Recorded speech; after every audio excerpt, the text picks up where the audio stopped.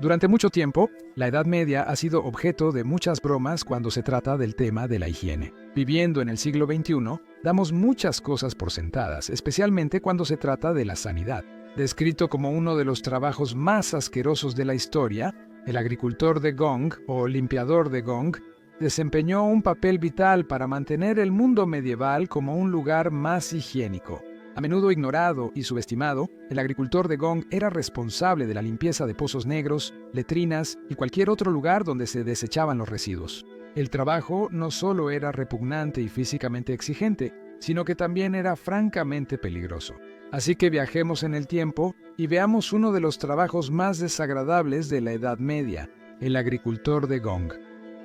¿Crees que sabes todo sobre caballeros, castillos y reyes? Prepárate, vamos a lanzar un canal de historias sobre el Imperio Romano. Sé lo que piensas. ¿Imperio Romano? ¿No es eso antes de mis leyendas medievales favoritas? Sí, pero escúchame. Roma es el origen. De la caída del imperio al surgimiento de los caballeros medievales, toda la historia está conectada. Así que, si estás listo para aprender sobre este increíble periodo de la historia, únete a la fiesta de la toga en nuestro nuevo canal, El Imperio Romano. Va a valer totalmente la pena este desvío en tu viaje histórico, así que dejaré un enlace en la descripción de abajo. Ahora, para el video de hoy, bienvenido a Locura Medieval.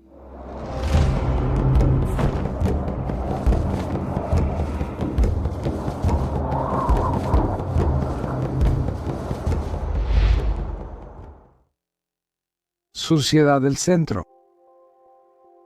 En la Edad Media, el saneamiento era un gran problema en la mayoría de pueblos y ciudades. No había inodoros con descarga y el hedor de las aguas residuales, sobre todo en verano, era insoportable. Las letrinas podían estar en los patios traseros o en casas con pozos negros debajo. Los pozos permitían drenar líquidos mientras los desechos sólidos quedaban.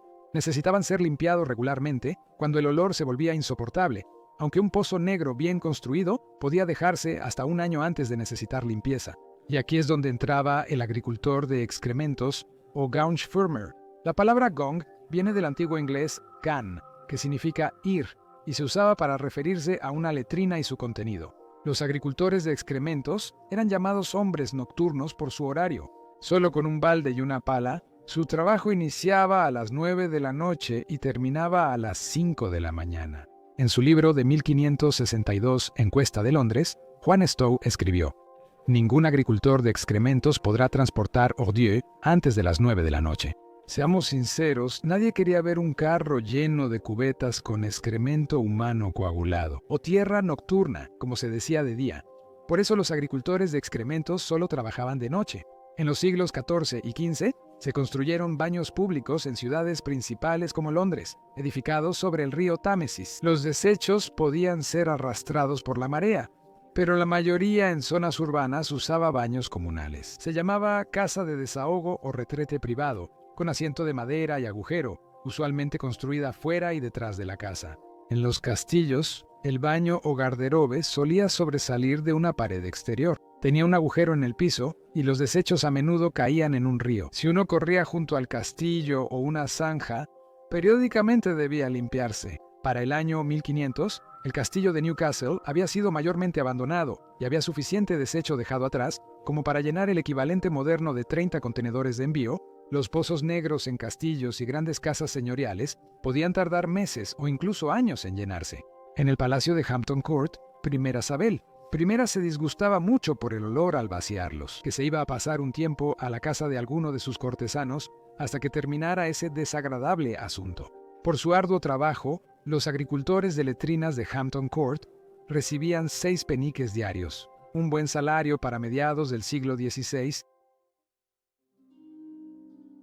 Cavando en la suciedad, los agricultores de letrinas solían trabajar en grupos de 3 o 4.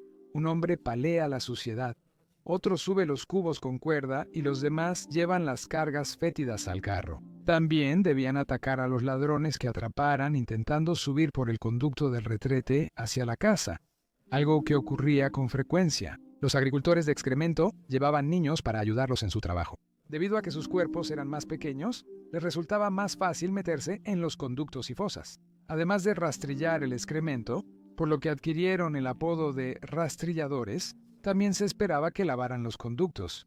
La profesión estaba regulada y si los desechos no se eliminaban de una manera aprobada, las consecuencias podían ser graves. Un agricultor de excremento en Londres, que tiró desechos por un desagüe, fue obligado a quedarse hasta el cuello en efluentes en una de sus tuberías desbordadas. Luego fue exhibido públicamente en Golden Lane, junto con un aviso que describía su delito. Aparte de que el trabajo era físicamente agotador, también era peligroso. Los pozos negros se cavaban hondos con una entrada angosta. La ventilación era extremadamente deficiente, así que existía un peligro frecuente de asfixia por falta de oxígeno y vapores nocivos como el metano y el amoníaco. Cuando el tabaco llegó a Inglaterra en la era Tudor, algunos limpiadores de pozos fumaban para ocultar el mal olor. La abertura del pozo tampoco siempre se mantenía en buen estado, y existía la posibilidad de que colapsara hacia adentro mientras se realizaba la limpieza. El limpiador de pozos quedaba vulnerable al tifus y cólera por la exposición a muchos desechos humanos. Aunque su trabajo era importante, los limpiadores de pozos eran menospreciados y debían vivir en zonas apartadas de otros residentes. De hecho, simplemente ir al baño en la Edad Media ya era algo peligroso, sin mencionar limpiarlos. Irónicamente, el pobre Ricardo, el rastrillador, quien como indica su nombre, debió haber sido un limpiador de pozos él mismo, murió cuando cayó en su propia fosa séptica. Las tablas del asiento del baño estaban podridas y se rompieron. Cuando se sentó para hacer sus necesidades, cayó en las profundidades turbias y se ahogó. Solo podemos imaginar el miedo de un niño sentado en uno de esos pozos oscuros y precarios, temiendo caerse. Después de todo, si le podía pasar a un hombre adulto, ¿qué oportunidad tenía un niño? Travesuras sucias hechas a bajo costo.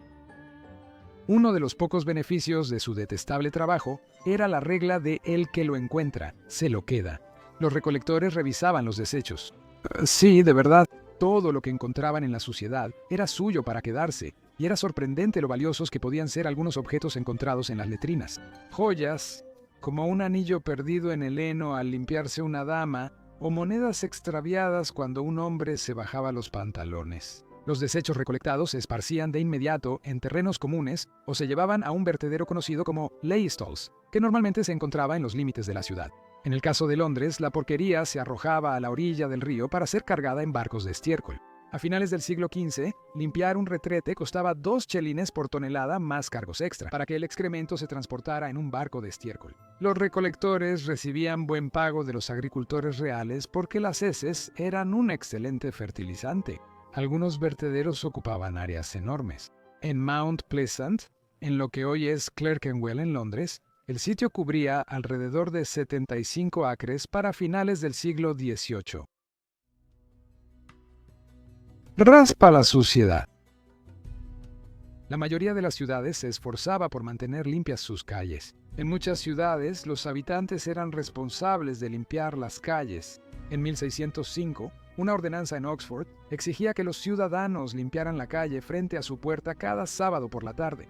En Londres, cada mañana la basura se dejaba en un montón para que el camión la recogiera. A veces, hombres contratados limpiaban. En Southampton, el pregonero limpiaba alcantarillas y callejones 2 veces por semana. Pero tuvo problemas porque se decidió que la mayoría de las calles seguían, cito, muy sucias. Algunos agricultores de excrementos también limpiaban áreas públicas y recolectaban aguas residuales, siendo llamados carroñeros. En Oxford se les empleaba para mantener, cito, dulces y limpias las calles dentro de las murallas de la ciudad, y para llevarse toda la tierra, suciedad y estiércol en y alrededor de las calles y frente a las casas y puertas de las personas. Algunos agricultores de excrementos en realidad llevaban sus carretas durante el día y advertían a los ciudadanos que estaban en la zona tocando una campana o gritando una advertencia. El poeta acuático del siglo XVI, Juan Taylor, barquero en el Támesis, escribió una divertida dedicatoria a un recolector de basura. Lo describió como,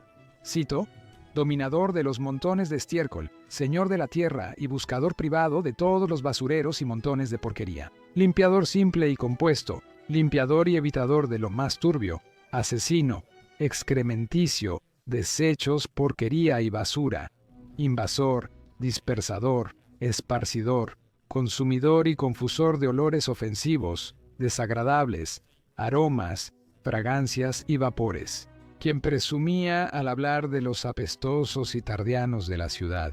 ¿No es una forma increíble de decir algo absolutamente horrible? boca aulo etilotinra. Durante la Edad Media, el hedor de las letrinas era un problema constante. Incluso en grandes ciudades como Londres, faltaban baños públicos. Muchas casas tenían fosas sépticas privadas, ya fuera en el patio trasero o bajo el piso. Estas fosas tenían bordes de mimbre o ladrillo. Esto nos lleva a la poco conocida historia del desastre de la letrina de Erfurt, ocurrido en el verano de 1184 en la ciudad alemana de Erfurt. El rey Enrique VI de Alemania, de 18 años, pospuso su campaña a Polonia para intervenir en una disputa territorial entre Luis III de Turingia y el arzobispo Conrado de Maguncia. Landgrave era un título nobiliario del Sacro Imperio Romano Germánico. Enrique convocó un Hoftag, o asamblea, para reunirse el 25 de julio, fiesta de San Santiago en el piso superior de un edificio de 2 plantas cerca de la Catedral de Erfurt. A la reunión asistieron algunos cortesanos de Enrique, ciudadanos prominentes de la ciudad y nobles y obispos locales, así como el arzobispo y el Landgrave Luis. Resultó que las vigas de soporte de madera del piso superior estaban podridas y no podían soportar el peso de tantos asistentes, así que el piso cedió y se derrumbó. Como resultado, la fuerza de las personas y escombros que cayeron destruyó la planta baja y algunos terminaron en la fosa séptica de abajo. Unas 60 personas murieron ya sea por las heridas causadas por la caída o por asfixia en las aguas residuales. La crónica de la iglesia de San Pedro en Erfurt menciona a varios nobles entre los muertos en un acto que salvó sus vidas. Por suerte, el rey Enrique y el arzobispo Conrado, sentados en un nicho de piedra, evitaron la caída. Tuvieron que esperar colgados hasta que los rescatistas llegaron con una escalera y bajaron. Tras el accidente, Enrique dejó Erfurt y volvió de inmediato a su campaña militar. La disputa entre el Landgrave y el arzobispo no se resolvió. Resuelto. Muchas gracias por ver este episodio de Locura Medieval. Acompáñenme a sentir agradecimiento por las condiciones sanitarias en muchos lugares del mundo moderno. Si disfrutaste este video y quieres aprender más sobre la vida cotidiana de los medievales, por favor suscríbete a este canal, ya que publicamos un nuevo video cada viernes. Agradecemos mucho su apoyo. Gracias a todos y que tengan una semana increíble. Saludos.